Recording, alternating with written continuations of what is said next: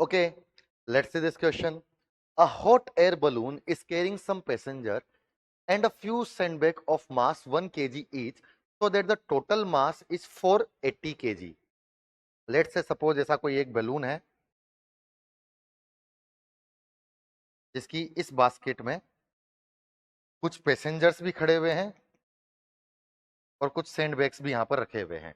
इसका टोटल जो मास है वो मास बोला गया है 480 kg। ठीक है। If the effective volume given by the balloon, its buoyancy is V. Total effective volume बोला गया है कि V है। The balloon is floating at an equilibrium height of 100 meter. ठीक है। When n number of sandbags are thrown out, the balloon rises to new equilibrium height close to 150 meter. H1 जब 100 था तो टोटल मास बलून का इतना था, volume V था। जब नई हाइट 150 मीटर लेके जाना था तो इसमें से 480 केजी में से कुछ एन सैंडबैग्स गिरा दिए और हर एक सैंडबैग का वेट है 1 केजी। तो जो अब जो नया मास हो जाएगा वो 480 माइनस एन केजी हो जाना चाहिए। तो अब नई हाइट जो है वो 150 मीटर की हो गई है। वॉल्यूम अभी भी इफेक्टिव वी ही है। N sandbags are thrown out. Balloon rises to new equilibrium height of 150 meter with its volume V remain unchanged. Volume अभी भी V है. If the variation of density with height around अब height from the ground, variation दिया हुआ है हमें density का, मतलब कि अलग अलग हाइट पे डेंसिटी यहां पर अलग अलग हो जानी चाहिए। रो नोट की वैल्यू दी है, एच नोट की वैल्यू हमें दी हुई है।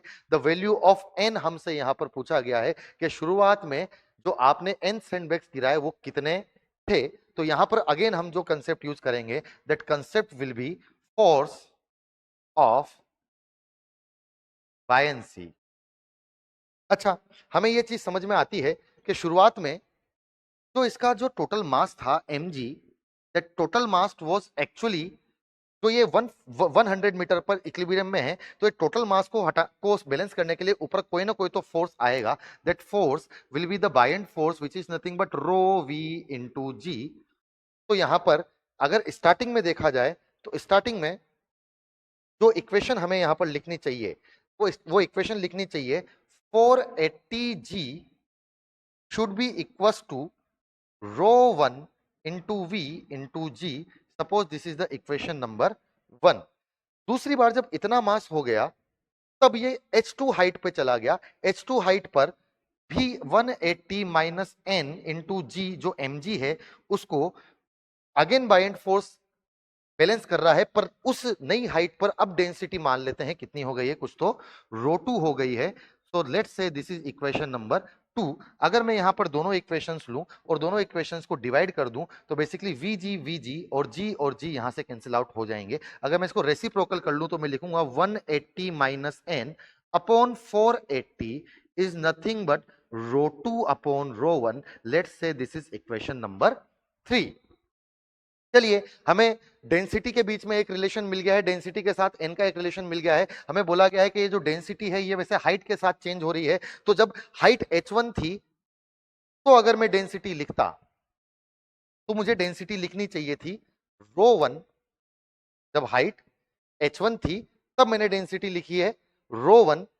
तो मैं लिखूंगा rho 1 is nothing but function दिया हुआ है rho 0 into e raise to e raise to power minus h by h naught.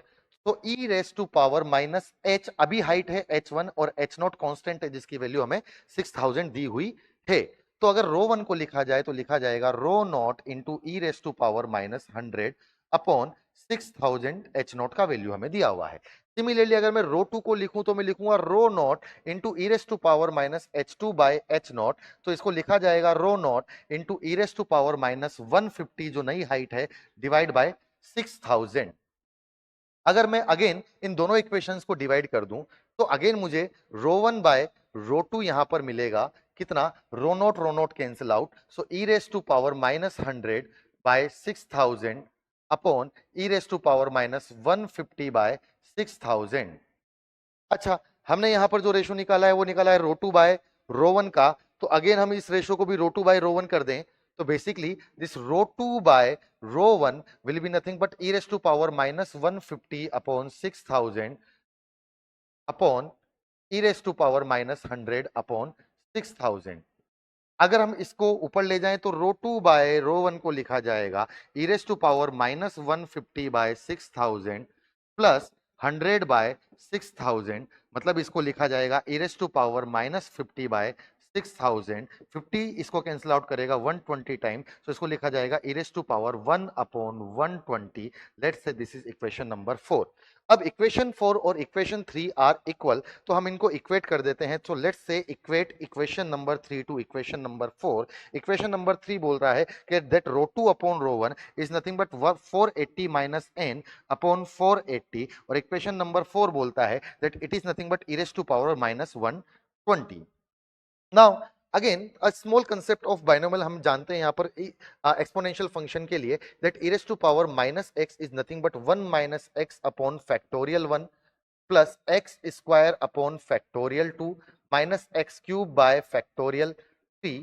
तो अगर हम यहाँ पर e raise to power minus one upon 120 को लिखें तो 1 - 1 अपॉन 120 प्लस 1/120 का square upon factorial 2 and so on.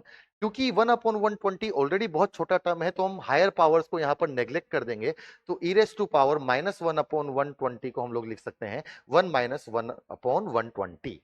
तो अगर हम यहां पर इसको इस वैल्यू में पुट करेंगे तो 480 minus n upon 480 is nothing but, इसको हम लोग 480 माइनस एन को लिख सकते हैं 1 minus n upon 480 should be equals to 1 minus 1 upon 120। Basically 1 1 minus minus cancel out हो जाएगा, 120 480 को 4 टाइम्स कैंसिल आउट करेगा तो n का वैल्यू हमें यहां पर मिल जाएगा कितना, 4। मतलब एक्चुअल में 150 हाइट तक जाने के लिए 4 सैंडबैग्स को नीचे गिराया गया था ताकि बायंट फोर्स इतना बढ़ जाए कि वो उसको ऊपर लेके चला जाए। बेसिकली ये क्वेश्चन था, मतलब हमारा जो n का वैल्यू है, the value of n should be 4।